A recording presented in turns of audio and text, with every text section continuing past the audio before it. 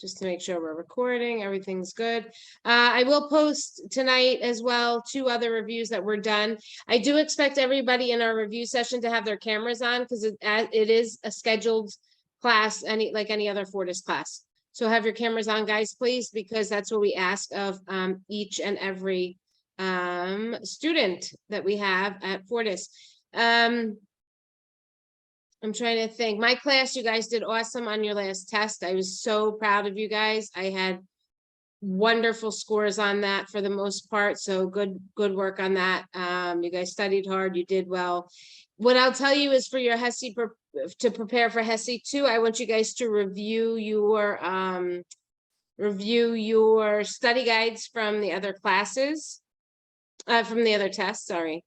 Because that's a good way to do it. The HESI study guide is so cumbersome that I know it's kind of overwhelming. So what I would ask you guys to do is focus on the highlighted sections if you're going to use that as a study guide. But your study guides for the past 3 tests are also good. Remember, our community has, well, you know what, let me wait 2 minutes because I don't want to repeat myself over and over again. So I'm going to give everybody 2 minutes, okay? And if we have no questions yet, I know Dr. Lundy did a review, and I know Professor Marvell did hers as well. So you guys will have those. My class will have those posted this evening. Everybody has your HESI study guide, or you know where to look for it in our announcements. Like I said, it's really cumbersome, so I know. My best suggestion to everybody is to attend as many reviews or listen to them as you can, because we all present very differently. We present the same information, but we present it in different manners. So whatever works for you guys. Okay, we have some others joining in, so let me just give it a second.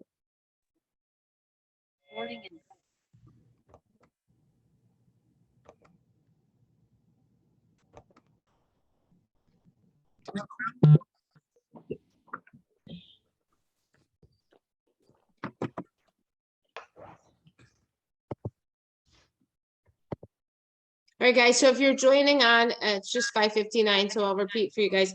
What you want to do is put your name and professor in the chat because we are taking attendance this week. I do expect everyone to have your cameras on as this is a Fortis class and it's being held that way. So please make sure your cameras are on for our review. If you have any questions throughout our review, I will ask that you just call it out or raise your hand or put it in the chat, whatever you're most comfortable with. I usually keep an eye on our chat. If you're my student, you don't have to put your professor, just put your name in there because we're going to be copying.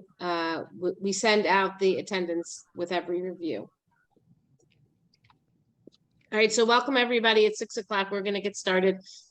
I am recording this. What I mentioned initially to those that were on, and I will mention it again, is that this is going to just be a HESI review. That's it. And sorry, 1 second. And so that's the HESI review. That's all we're doing tonight. Probably about an hour, not more than that. We're going to take a look at some topics that will be covered on there. What I will remind you guys is that a HESI is cumulative and it's for community. You will see a lot of med-surg on there. So when you're answering these questions, I want you to be thinking in your head med-surg. What are some things in med-surg that you know that you're going to use that we've used through community? What are some of those major concepts that we keep talking about? AdPi. Good. What else?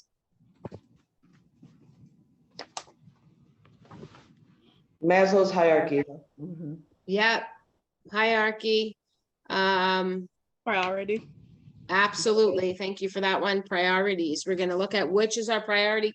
Remember, whenever you're asking for a priority, you're going to make sure that those questions are going to be about our airway is first, right? Make sure you're always thinking airway as your number 1.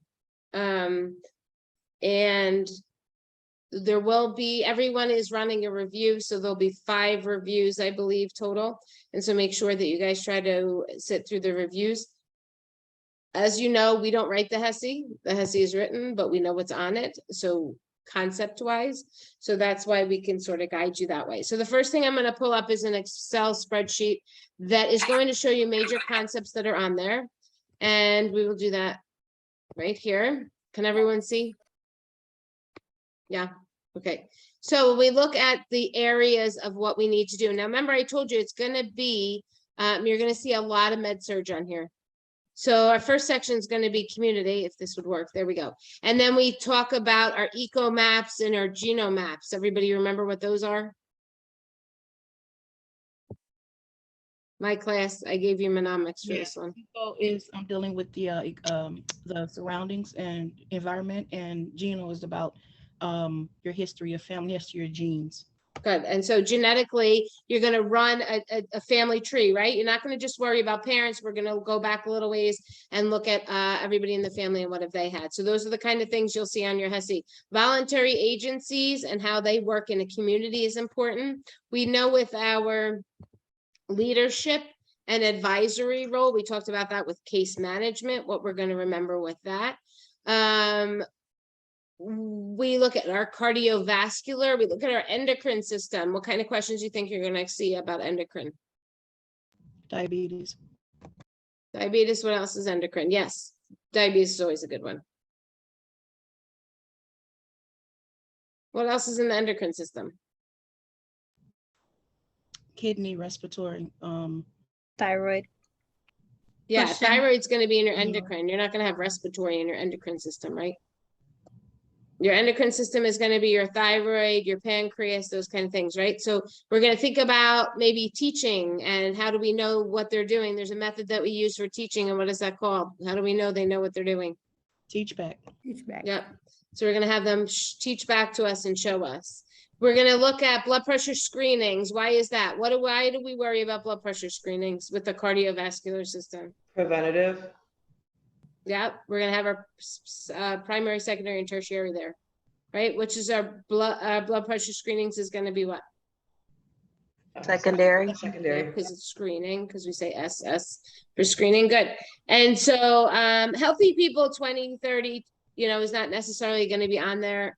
But it is going to be concepts about well-being and how to improve the general public, right? Because that's what community health is all about. Helping those in need. So we also look at our cardiovascular system with exercise and hydration. What do we know about hydration? How is that going to impact our cardiovascular system? Improve it. How's our exercise and hydration going to play a part with the cardiovascular system? When you're dehydrated, your blood pressure increases. Okay, dehydration is going to cause a lot of problems. Yep. You're going to have cardiac stuff like that. You're going to have arrhythmias. You're going to have all kinds of stuff if you're dehydrated. Remember, guys, we're always worrying about keeping our patients hydrated for lots of reasons, because the kidney flushes everything out. So we always are looking at that kind of stuff. All right. And then we look at our radiation exposure and safety. What do we know about radiation exposure? What do we do to protect ourselves from that radiation? Cover up. Yep, cover up. But the you're Thyroid, covering up. lead. And in the OR, you'll see that as well. They'll cover up in an OR. Okay, I'm gonna move this. Hold on. All right, then now I'm going over these sections with you. These are things that I want you to go back to your book and go back to your med surg book and go back to every book that you own and get as much information on these topics. These are not the only topics on our HESI, but these are where we see a lot of questions come from. So then our next section, we're going to be looking at goal setting with our geriatrics. There's going to be several questions on geriatrics. Know about our goal setting. What's our goal with our older clients? Maintain function. And safety. Safety, maintain function, independence, right? We're really worried about independence. What's a major thing that we see with our geriatric population? Falls, fractures, injuries. Yeah, Skin what's something breakdown. that we can help with them to prevent? Or and we're in the home setting. What are we looking for? Nutrition. Yeah, keep going. Nutrition, what else? What do we see Safety. happens to the older people? As I said in my class, it's not fair. You live your whole life And and clutter, never decreasing clutter. Huh? Safety. Decreasing clutter, yeah. But as far as what's one of the major things that happens when we went through this in the different phases of children have one thing and geriatrics are going to have a lot of elder abuse, right? So think about what are we going to do for goal setting? We're going to make sure that they're independent as much as they can be. We're not going to be giving their financials over, right? Okay, and we look at our our grief and depression with nutrition, home nutrition for our geriatric population, and of course, always abuse with our older group. And peds and babies, and from birth to death, you're going to worry about abuse, right? Okay, we take a look at disaster. We know our natural disasters. This was just in our last test, I think. What we're going to do with our bags. We know how we're going to prepare them.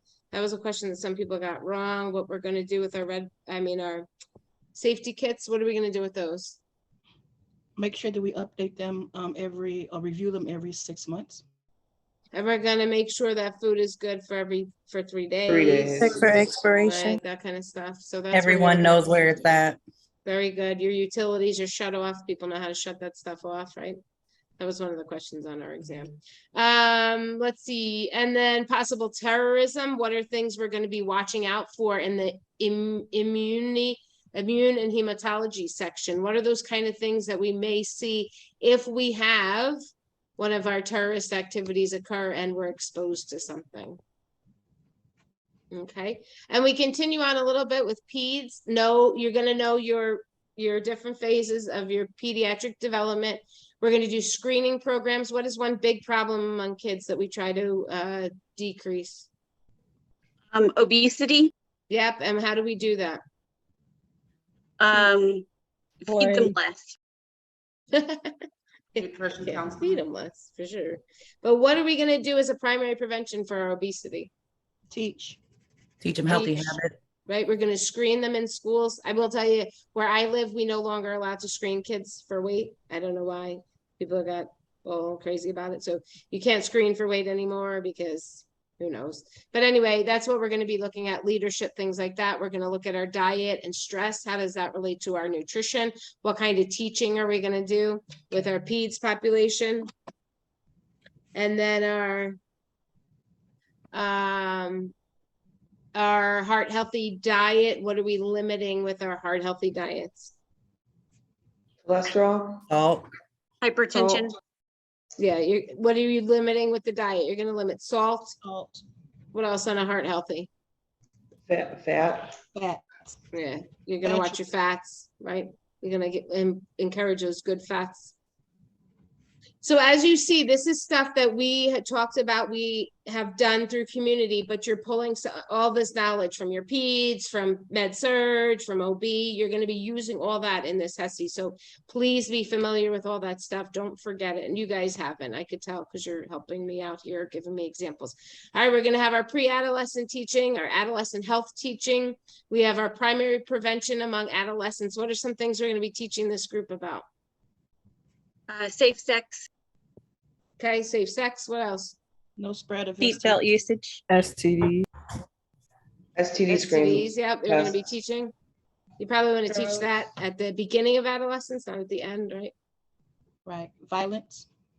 Yep, violence was a big one among our adolescents. What else do we teach about? Seatbelt Huge usage. right now. Seatbelt, suicide prevention. Yep, seatbelt, suicide. What is in schools now? I just got an email from my daughter's high school saying we have put up these sensors in the bathroom. What are they doing in the bathroom nowadays? Vaping. Zippers. And what do we know about vapes? We know that the oils are poisonous, correct? Right. Have the potential to be, yeah. So cigarette smoking as well, alcohol, drugs, all those we're going to be teaching our adolescents to try to do our primary prevention, right? Right. All right, so Healthy People 2020 with adolescents, we're going to think about our trauma, what kind of things we're going to be teaching there. Seatbelt safety, someone spoke of. Neighborhood safety, when we're looking at our kids, we want to make sure they know where they're going, they know where they live. We teach them their phone number, their address, those kind of things. And here's a little bit more, think about our med surg teaching. We're going to teach about nicotine. We're going to do some teaching about skin health. And you guys went over some of this with infectious disease as well. And here we get into very detailed stuff here with our like screenings. What are we going to be screening for? Here's our diabetes. We're going to be what are we looking for among peds when we're looking at their skin? Fifth disease, something we really worry about, because why? Who do we worry about when that develops? Infants and immunocompromised. And who else? Yep. Elderly, And somebody really important. pregnant Yep. women. Those babies can be really hurt by that. Okay, we're going to do scoliosis screening. Remember, you're going to look for what in the spine? Curvature. Curvature. Yep, so that you can see because their shoulders will be uneven when they bend over. It's very obvious when you see it. We talked about school nursing, ADHD, how we see that's a piece of neurological, what kind of things we'll teach about medications and what things do we look for and what do we make sure that they're not taking. Eczema with school nursing, immunizations, immunization rates, which nations are developing with all of this. We look at our allergic reactions to some of our meds, some of our vaccines, sorry. And then conjunctivitis, what is that a nice fancy word for? Pink eye. Yeah. What are we looking for when we see it? Redness. Drainage, red. Like drainage. Drainage. Yeah. So you're going to be assessing that and seeing what are we going to do to treat that? We're going to do what? Compress, eye drops. Okay, you're going to do eye drops. Where are you going to send them? Into the, Send them where? Like the eye drops? No, where are you going to send the in the kids bottom that of come the in with eyelid. pink eye? Oh, Home. Send them home. Gotta go. There you go. Gotta go. That's right. It's very contagious, right? So these little kids who are wiping their eyes and wiping their faces and everything else, they're wiping it all over their friends. Okay. So we're going to look for those kind of things. Remember how we put meds in the eye? Okay. You're going to make sure that you drop them in from med-surg the way we learned to do them. Lead poisoning. We know we're watching for those homes that are older and some of the concerns with lead poisoning. What are we going to see among kids with that? It's gonna be a higher rate. Sorry, I just want to make sure it's not a student texting.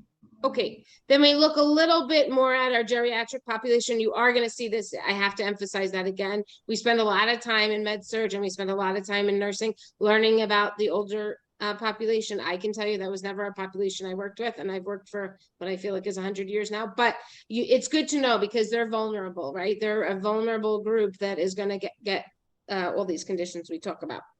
So we look at our morbidity and remember how we gather that and that all those different things, teaching, leadership, primary prevention with our cancers. So we're going to also promote our mammograms, our screenings, our colonoscopies, that kind of stuff. And looking at infectious disease, we want to know which is going to have vertical transmission to our newborn. So that's going to cross that placenta. Then we have our vector-borne diseases. We have our reportable diseases for the CDC, anthrax. What do we see with anthrax? How long is that? SARS. We've done a lot with SARS. Pelvic inflammatory disease and those risk factors. What's going to be some risk factors for that? multiple sexual partners. Yep. Infertility. It may cause infertility for sure. Yep. Some risk factors are going to be those. Immunocompromised. Unprotected sex. Yeah. Yeah. Multiple partners. That's usually on our sexually transmitted diseases. You're always going to be more concerned the more people that you're having, the patient is having unprotected sex with, right? That's just kind of, so if you're thinking about that, we're going to have our host, our triad, our agent, our host, and is that host susceptible? We look at our 3 parts there. Our flu vaccine, we know we're given that as a priority. TB test follow-up, what do we have to do with our TB screens? Make sure we Make sure they come within Isolate them. 48 to 72 hours. If it's positive, get a chest x-ray. Yep, both of you are Droplet right. precaution. No, respiratory. No. What's that precaution called? Airborne. TB's airborne. Good. But really, we're looking at that skin because we're not going to be, remember, we're not going to be in this situation. We're looking at our community. And so where are we going to see the TB on the rise? Oh, Homeless, Where else? children, Migrant, Like migrant, Yeah, and it's a one big place that we see it spread. Starts with a P. Prisons. You got it. In those prisons, we're gonna see that spreading around because close quarters, lots of people, health, that their health may not be the best. Remember, our people coming from other countries may have a vaccine to it, so they may test positive when really they're not, those kind of things, right? All right, so I wanted to go over these topics with you guys so that we know them. It's going to be on my recording. What I expect you guys to do is go back and to study these topics, okay, in specialty areas that I just focused on. They'll be in this recording, and every professor is going over these topics with their reviews, so you'll hear them again and again and again. Any questions on that? We cannot share this, so please don't ask to share this. We cannot share this. All right, I'm going to stop sharing for a second, and I have a HESI PowerPoint that I'm going to do because I know you guys don't want to just hear me speak. So let's take a look at our PowerPoint. All right, some of the stuff we've already talked about, but it's just a good review. Let me make it a slideshow so you guys can see it. All right, so with our community health nursing, we know that we're goal-oriented. We're trying to get the needs of the people better. This has been going on for a long time. We see it in people's homes. We see it in schools. We see it in our occupational nursing. We see it all over. Our philosophy is going to be health and longevity is what we are looking for everybody, right? We're going to promote health. We're going to improve our environments. We're going to do some rehab. We're going to prevent illness. All those things, right? According to the World Health Organization. This was in our last review, so I'm going to skip this one. I did this in my last test review. It's really about data collection. How do we get it? What are we looking at? How do we generate it? That kind of stuff. And who are we looking at here? We're looking at the age or gender, socioeconomic, racial, community. What do we have there? Our goals, we're going to look at our values, our norms, problem solving, leadership, things like that. Remember, we are going to do our primary prevention to try to prevent something from happening. So we're going to educate. We're going to vaccine, promote vaccinations, right? We see outpatient services. We have providers at local health departments, clinics, and our rural health units. I do guys want you guys to know and remind yourselves what's important in our rural areas. What do we know? They need rides to the doctor. Transportation. Mm-hmm. Do they have doctors everywhere and everybody's flying to go there? No. What do we see an increase in because they don't get their screenings? They don't have doctors around. Chronic illness. Chronic illness. chronic illnesses. Yeah, so you're going to see a lot of that, right? So we want to be really sensitive to that and to know that if we're dealing with a rural community, that they may not have be familiar with some of the things that you speak of. So you want to really educate them, help them get around, things like that. All right, on our secondary, we're screening. We're going to have more education, but for our terms, we're going to have more education about conditions once we have an exposure. So be careful with that. When you're educating healthy people, it's always going to be primary. Okay. Once you start educating somebody that has something, then it moves to secondary and tertiary. And then, of course, our tertiary, we have our management of our disease and our problems. We have rehab. We have all these people that help us. We have hospitals, we have medical centers, all that, because that's when we manage our disease. We know that our goal for community nursing is to promote. You guys did some health promotion studies in your windshield survey. Know that it's we're going to enable people to get control of their health. We're going to make them better. We're going to approach it as everyone should be well, right? That's the right of everybody. And so that's really how we have to think about this. We're thinking of our community health and our med surg stuff. Environmental, we talked about this. We have our stuff like our leads. We're going to worry about homes before 78. Is there a living space in the basement? Do we have a garage? Do we have a radon test? Do we have anything else in the basement that might cause some troubles? We have our carbon monoxide. We have our water. We look at our pipes. Do we have a smoke detector, carbon monoxide, fire extinguisher, and emergency phone numbers, right? That's all going to be with our with our hazards. Infectious disease, this was on my review as well for infectious disease. What I really want you to remember is that if you have those antibodies working for you, then that is a good thing. And what is our main way for us to create antibodies other than being exposed? Vaccines. So whether you like vaccines or you don't like vaccines, as a community health nurse, we are going to promote them, right? But what is very important when we're promoting and educating on vaccines? What's important as us as nurses that we want to be very careful of not doing? Non-judgmental. Yeah. Good. Remember my class, we've talked a bunch about biases and things like that. You respect what you're doing. All you can do is educate, right? Religiously, some people will refuse vaccines. It's okay. But as long as you're doing your part in educating, that's all we can ask of ourselves, right? As healthcare providers who are going to make the community a better place.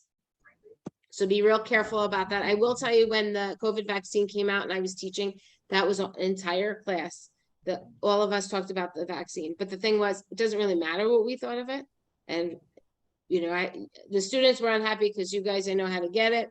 And not everybody wanted it and all that. So that was a really exciting class that we had. But just remember, you got to be really careful with your biases and how you present. You know, if you say, well, you don't really need it, but this is what, you know, you just give the evidence. Just be careful with biases.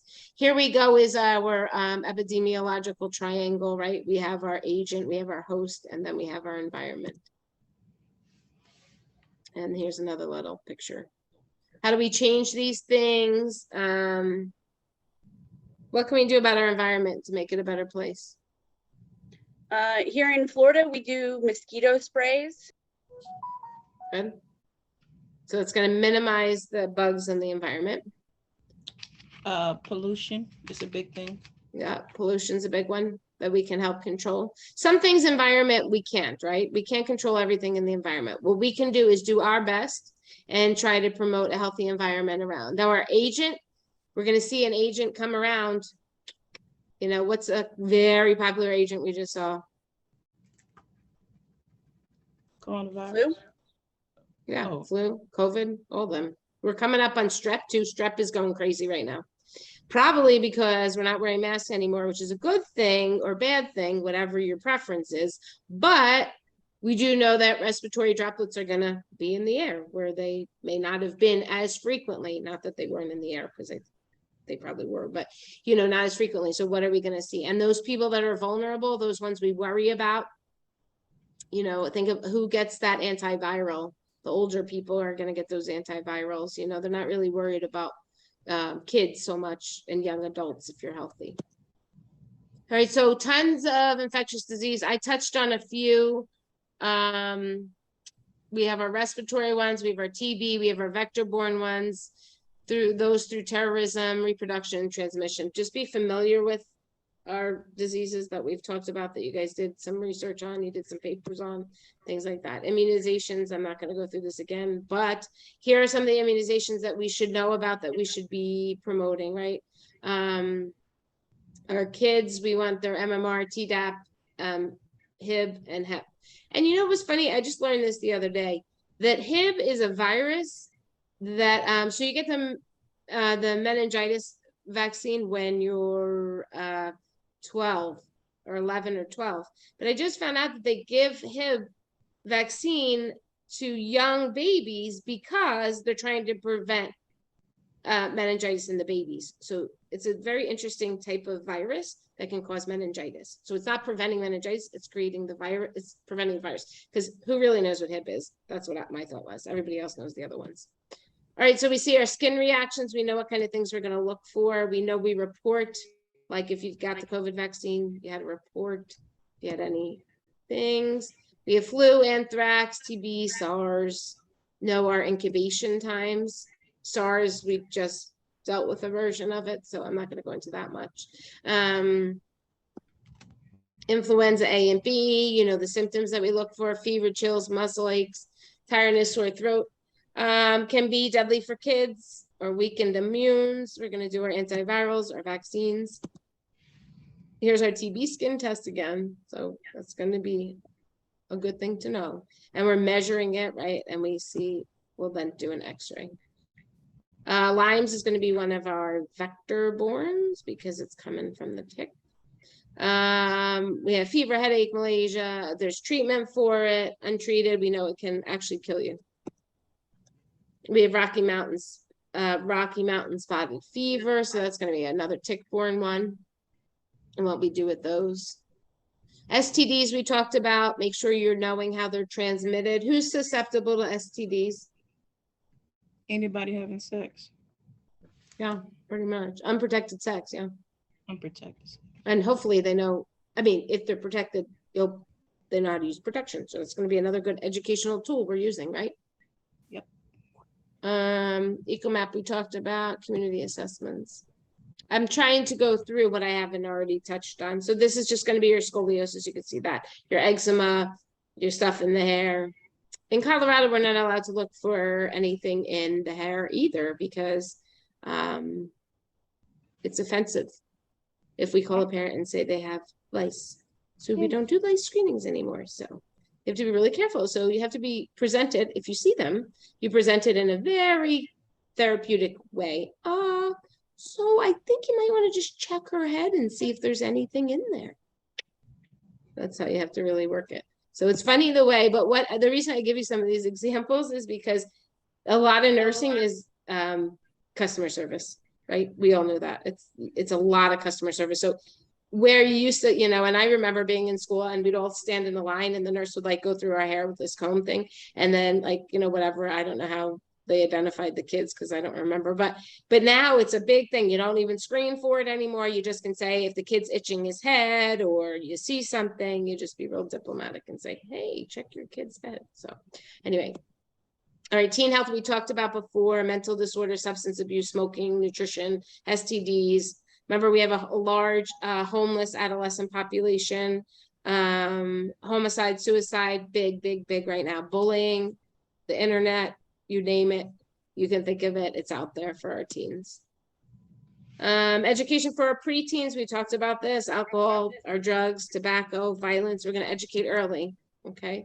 Why is it so important? Because adolescents turn into what? Adults.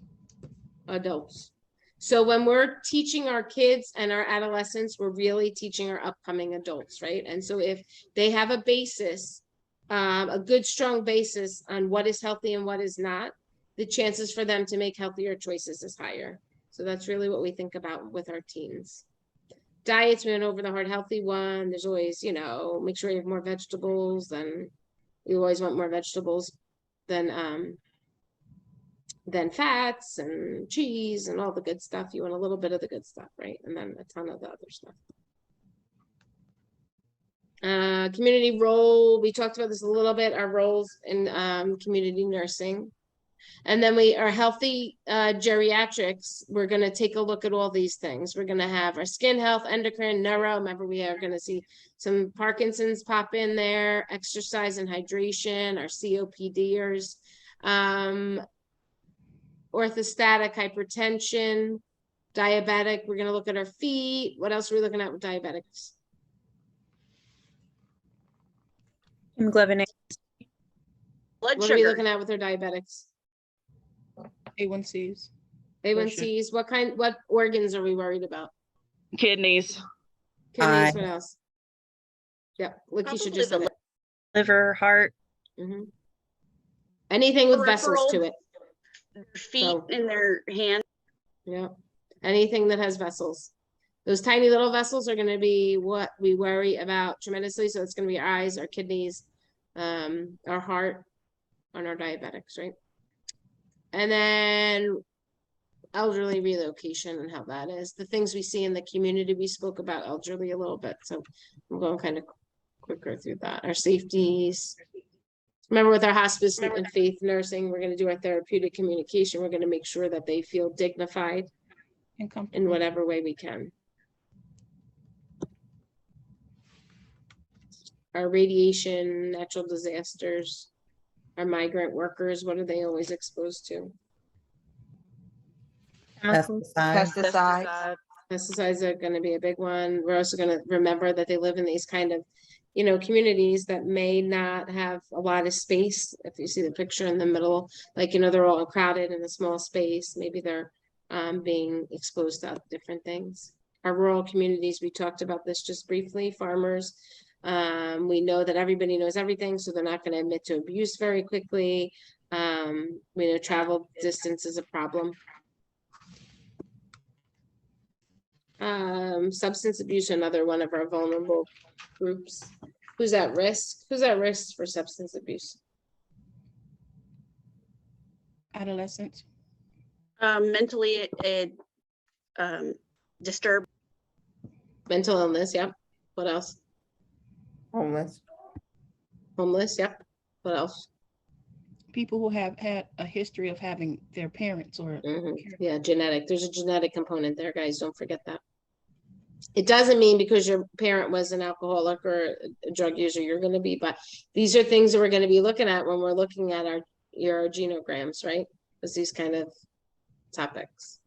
Homelessness, a big group we've spent a lot of time on. I'm not going to spend too much time on that. We know that what we look at. Abuse is another one that's going to pop up. So we're going to know different things to look for in a kid. Screen for risk factors, sort of acknowledge that they may see things. We're going to make sure we teach our new parents normal behaviors.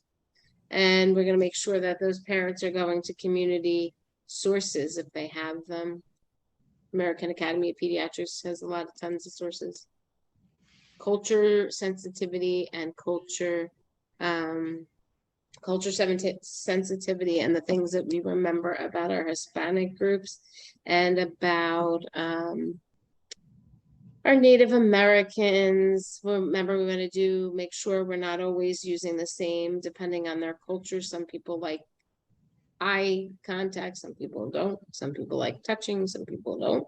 Some people like you to give them written directions. Some people don't know how to plan for a couple weeks out, so we're going to be doing that as a nurse. Remember those kind of things. The foods that they're taking in, how's that going to impact their nutrition, all that kind of good stuff.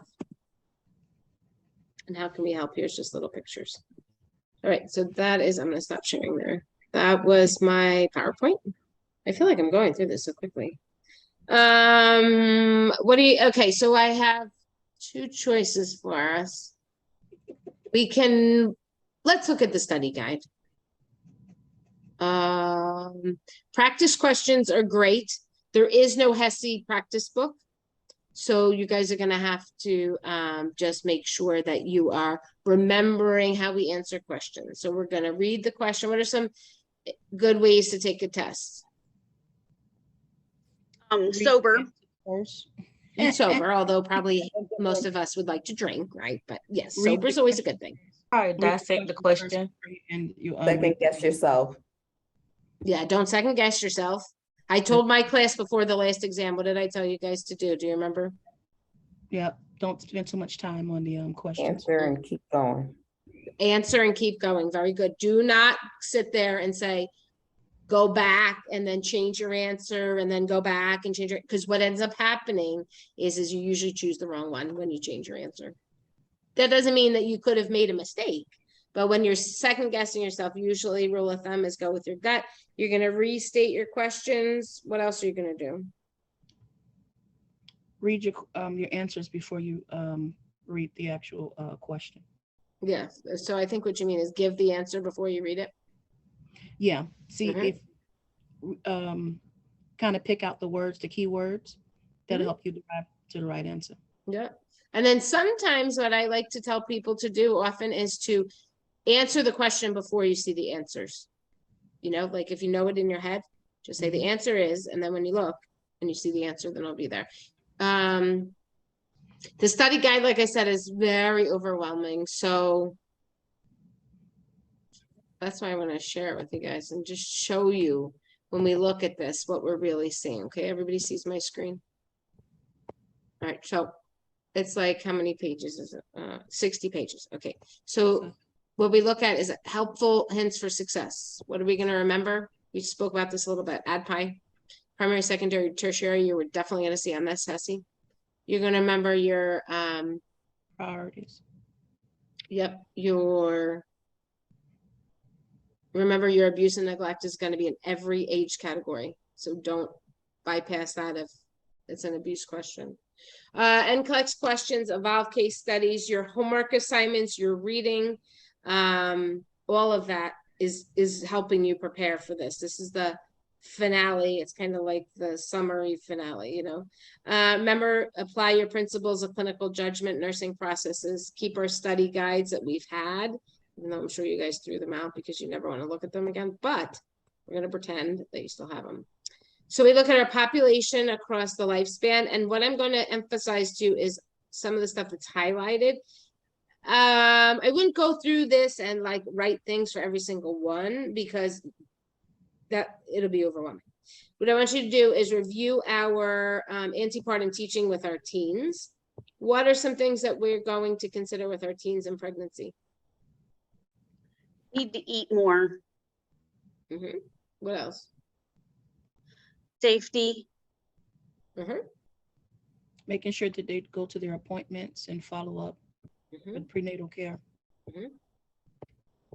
What do we see a lot of in our adolescent pregnant? Depression.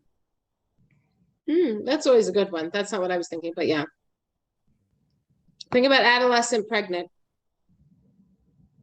Body image issues. Yeah, you might have body image. What else are you gonna have? Self-harm, maybe? Yeah, maybe. Also, we may have with our adolescent and our adolescent pregnant, we're going to see maybe they may not be getting care as early as if it was something that maybe when they were a little older, maybe they weren't prepared for it, maybe those kind of things. Remember, we see that among our homeless population, so we want to be careful with that. And now on this study guide here, we have our ADLs. How do we do our assessments with them? How do we formulate our care plans with ADLs? Anybody want to throw something out there? You actually ask them to show you how they put their shirt on, how they dress themselves. Is that what you're talking about? Sure, that's one thing. Yep. What else are we going to do? This is you're going to the home and you're watching them do things with your own eyes. Yeah. But seeing if they can cook, right? If Sure. they can cook or they can bathe themselves. Yeah. What are two of our big machines in the kitchen that we're going to look at? The oven and the refrigerator. Yep. Our oven, our refrigerator. Remember, we want to check our dates on the foods. We want to make sure the fridge is on, right? All those good things. All right. So then, like I said, we've highlighted some on this study guide to sort of guide you a little bit. So here we are going to look again. We talked about this a little bit, but I'm going to go back for our cardiovascular system. Remember, we were talking about that and the impact. So we know about our heart failure. Here's our screening. What's our A1C going to be looking at? 3 months. Our blood sugars over a 3-month period, right?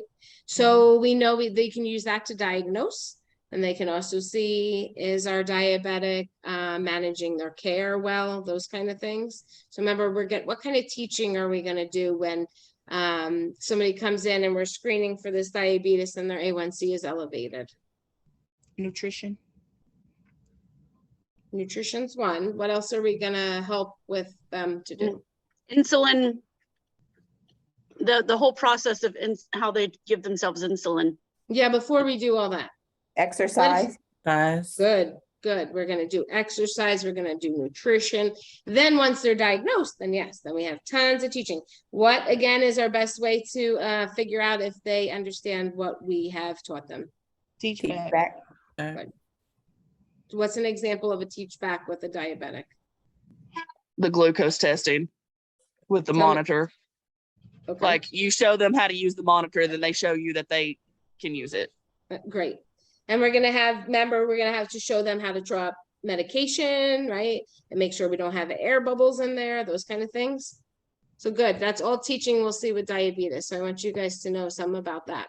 We look a little bit about our cardiac and home care. What do we do with our chronic illnesses? We're going to make sure that we're checking our vital signs. We're going to instruct them how to do it. Make sure that when you're with the blood pressure cuffs in a home setting, what are some errors that might happen? Applying the wrong size cuff, applying it wrong. Good. It might What be the else do we wrong know size about electronic blood pressure cuffs? and not always To accurate. be calibrated. They may not be as accurate as a manual one. I wouldn't suggest teaching manual blood pressures to someone in their home, but what we can do is that's a screening tool, right? And we as nurses can then go in and do it because we know how to do that, right? We talked about different diets with heart diets, remember low salt, make sure we're watching what we're eating. We have different levels of prevention. When we look at our immunizations, remember we talked in our groups about school nursing, and immunizations is a big part. I'm not gonna go over this already because we just went through it. And remember, we're gonna be really careful how we address immunizations so that we don't share too much bias on that.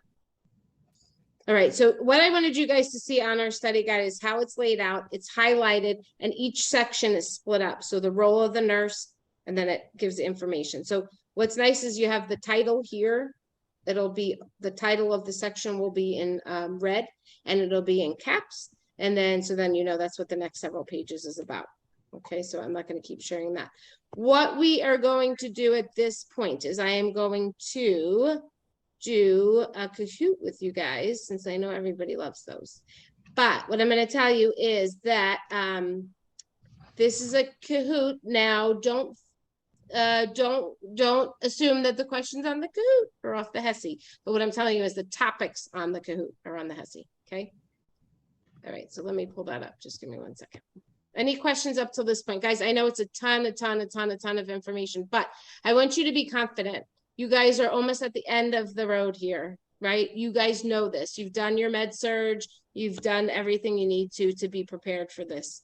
You guys have made it this far. I can speak for all the professors saying that we know that you're putting the effort in and the work in, and that's how you're going to succeed. What I like people to think about with our HESIs is like, it's just like an NCLEX prep, you know, and that's something really important. All right. So Kahoots, everybody know how to do a Kahoot? Yes. Professor, Yes. I'm sorry, this is Lakeisha. Crystal said she's been waiting for some time to be let in. Really? Thank you very much. I don't see her, but hold on.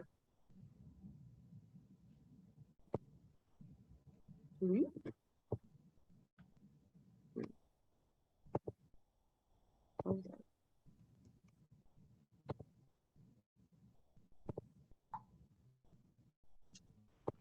I have to highlight her. Is she in the waiting room?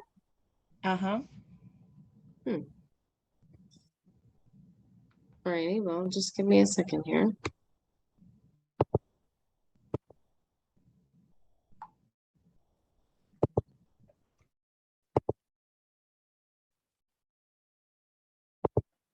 Make sure she clicked on the right link. There was a ton of links on that email.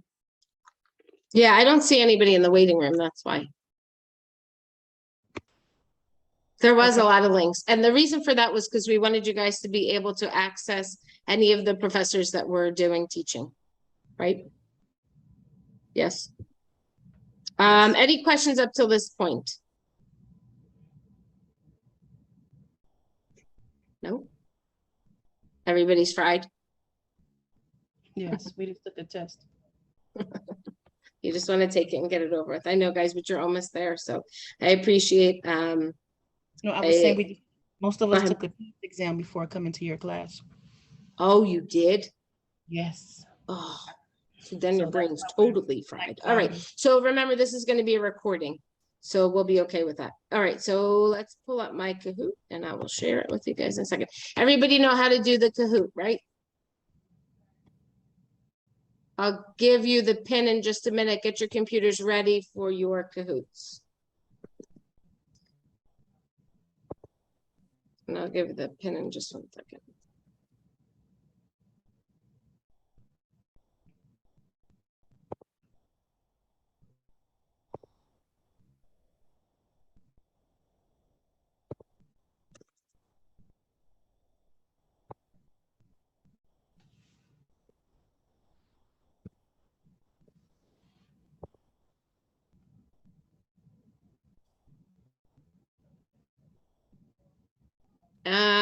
let me just think. I'm trying to think of what else I can say in the meantime while we're pulling up our ID. You guys, is everybody registered for their HESI? Yes, Yes. hoping so. Okay, yeah. if not, our rule of thumb is going to be reach out to your campus dean to find it. Okay, because it is organized through them. And that's where we're gonna go with that one. Okie doke, here we go. Let's see.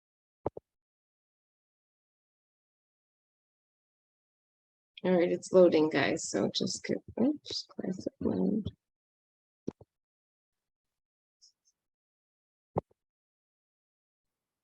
Here comes our pin. Okay, you guys don't have to put your names in there if you don't want to, but what I want you guys to do is put in whatever name you'd like. Oopsie, where did you go, Kahoot? I said we can't see it. Yeah, don't worry, hold on one Okay. sec, sorry guys. All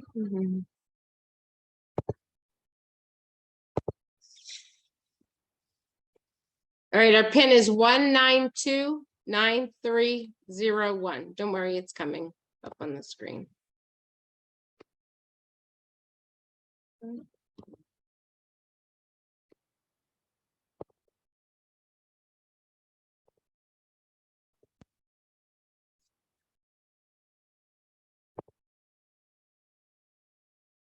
Everybody logging in? Oh, good, I see a bunch of you on there. Can you give the code again, please? Sure, 192. Hey, come back here. 1929301. Thank you. Surely. I don't know why I'm having trouble with this tonight. There we go. Hey, everybody. Oh, we're joining slowly but surely. All right, so what I want you guys to do in our Kahoot is we're going to practice with our test taking skills that we just spoke of, right? So I have to give you the answers, but I want you, as you're listening to the question, you're going to create your own answers. Okay, we're going to start.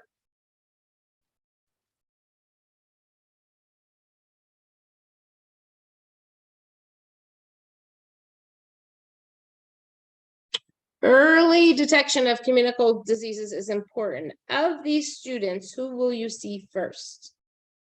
6-year-old with a headache, 5-year-old with a stomach ache, 9-year-old with an abrasion to the knee, or 10-year-old who thinks he has a fever?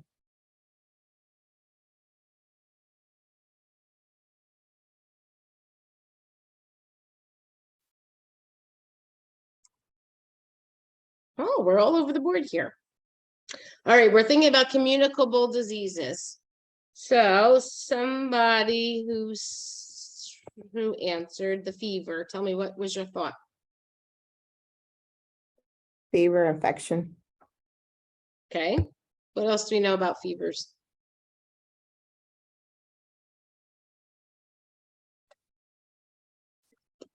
Do they spread quickly? Do they spread passively? Yeah, they can. If it's a communicable disease, if it's the flu and they're presenting with a fever, do you think they're contagious? Of course. Yeah.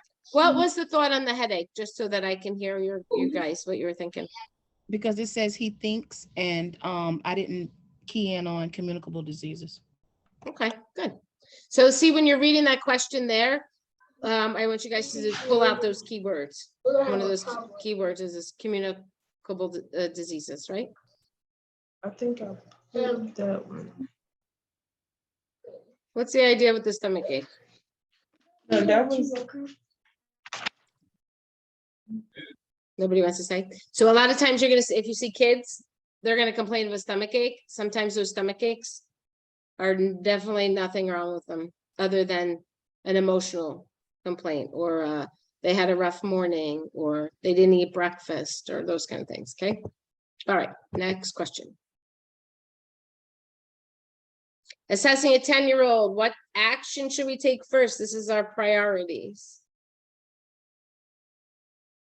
take the child's temperature, see if there's consent form, call the guardian, administer Tylenol.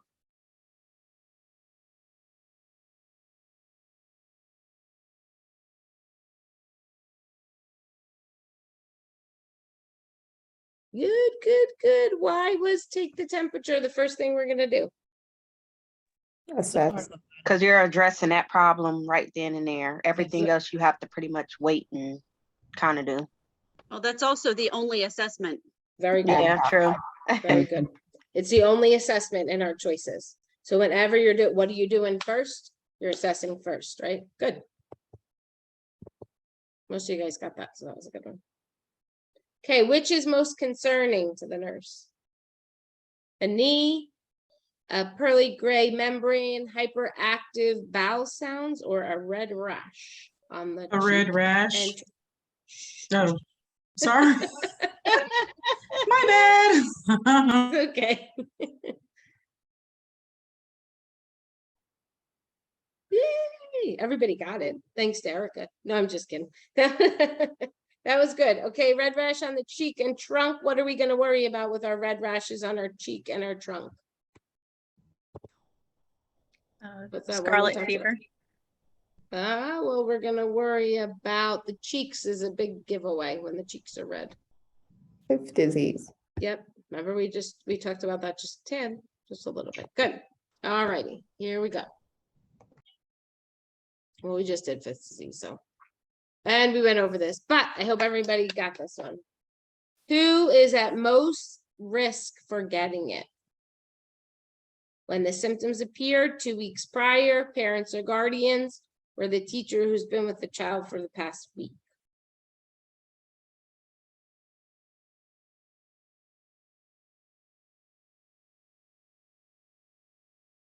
Okay, why did 5 of you pick this? This is correct, but why did 5 of you pick that? Like it takes a while for most diseases to germinate before they start showing symptoms. And what you know about fifth disease is that you are contagious out that time frame, correct? Oops. So, you know, it's one of those that sort of is hiding and waiting to come out, right? And you'll see in daycares a lot of hand, foot, and mouth will come out, and it comes out in droves because that's another one where the kids are exposed to it and they may not know it, and then therefore the daycare has to close. Okay, let's see this one. All righty, so kid has a headache, not getting enough sleep. What's our next action? Call mom to come get her, send her back to the desk, tell her the clinic's not for her, or lay her down and let her rest.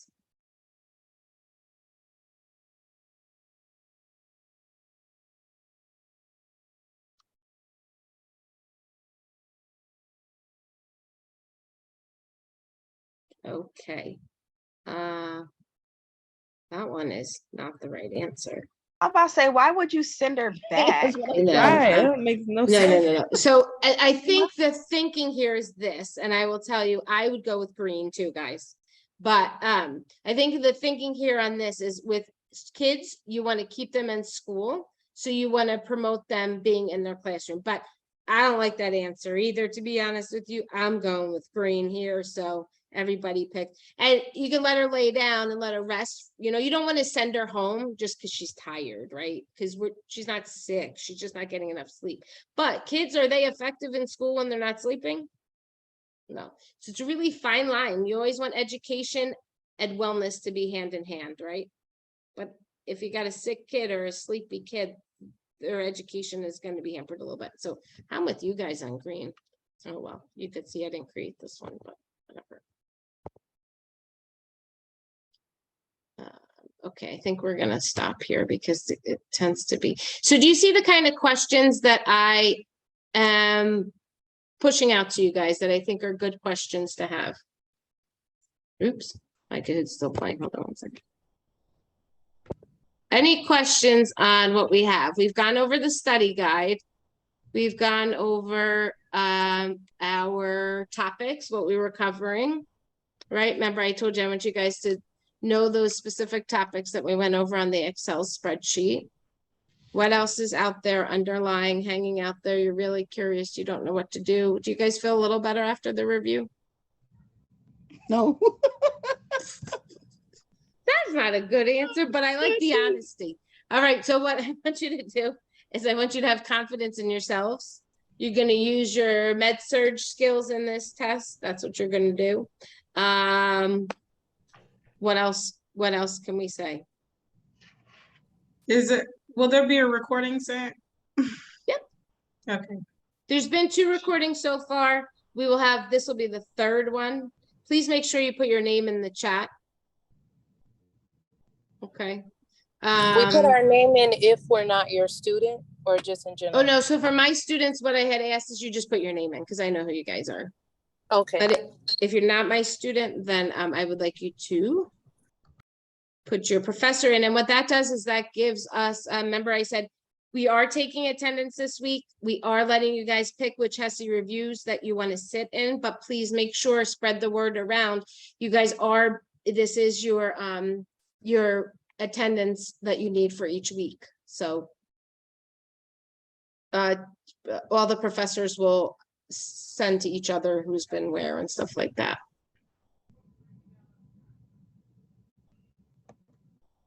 Anything else out there?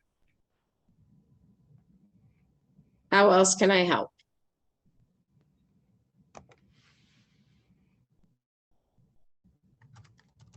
Wow, you guys are quiet. Just really remember, do some of your NCLEX review questions too, based on community. That's always helpful. I have a question. Go ahead. There's a green HESI book that we got forever ago, but it's like, I hear it's helpful for like med surg and pediatrics and maternal and all that stuff. So that's what I was going to use for other classes. But as far as like community, there's not a specific chapter for community in there. So is there like I don't know if you're familiar with it, but is there like a chapter in there that would be beneficial for community? So I'm not familiar with the book, but what I will tell you is review your med surg, your peds, that kind of stuff. That would be your best bet on that kind of a book. I'm not familiar that you guys even had a HESI review book, so I apologize, but that's okay. I don't know if all campuses have it, but we got it like with somebody's health holding it assessment. up for me. Erica, is that the book? It's an NCLEX review book. Yeah, we got it. So that says an NCLEX or on it. Does it say NCLEX on it? Yes. Yeah. Yeah, it says HESI at the top. HESI NCLEX. Oh yeah, you can. Yeah. Everyone Okay. I've talked to that has used it has got like great scores on their HESI with no issues. Yeah. I'm not gonna say yes or no on that one because I don't know the book. Okay. So I will send a text to Dr. Lundy, and if she knows if that's a good book. But if she hasn't mentioned it to her class, then I would have to say, don't rely on that. Rely on your med surg skills, your OB skills, your ped skills. You guys know this. We've primary, secondary, tertiary. We got that down. Endocrine, cardiovascular, all those things we talked about at the beginning of our review. Okay. Okay. Thank you. And I know it's hard, guys, when you don't have practice questions, right? So I see Dr. Brown has joined our review session. Welcome and thank you. What I will say is that's a good source. That's speaking from the boss. So yes, that's a good source. I will take her advice on that one. It is a book that we have always recommended for students to refer to help guide their review of their HESI exams. Great. Thank you. It's good to have someone on here that knows, huh? So there you go, guys. Use that then. But I think there's not a chapter on community. Is that right, Natalie? Yeah, I found one on like leadership, and someone at one point said that was kind of helpful for community. Sure. But I'm not entirely sure if it really does tie in. So well, keep in mind, and this is something that Professor Aloni has been working through with you tonight as I've been watching, is a lot of community is your med surg and your peds and your OB taken from the hospital into the non-acute setting. So you're utilizing some of the same principles. And Okay. guys, feel confident. I feel good with this group tonight. When I was asking you, you guys were giving me good answers. So I think you're on the right path. So be confident in your decision making and be confident in your skills that you've learned up to this point. And community has just helped to mold it all as a big ball all together. Okay. So thank you for pointing that book out. I was not familiar with it. I appreciate it. Any other further questions out there? Nope. No. To my class, it's been a great semester, a great quarter. I appreciate each and every one of you. You've really given me some good papers to read. You guys have really proved yourself very, very strongly. So I want you to relax before you take the HESI. Go in there with your coffee, your soda, your whatever is your go-to, and you guys got this, okay? Thank you. Thank You're you. welcome. Good night, Thank everybody. you. Good Thank night. you. Good night. Thank you. You get to tell me you about to unmute.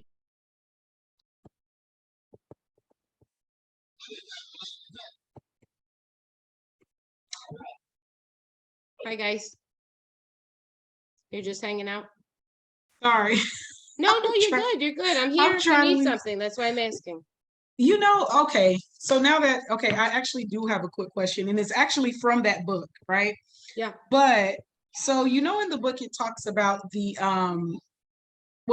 in the book, should I say, it talks about the phases of acute kidney injury, right? Uh-huh. And then it says that there's like an oliguric phase, the diuretic phase, and the recovery phase.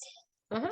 So for the oliguric phase, it says there's a decreased sodium, hyponatremia.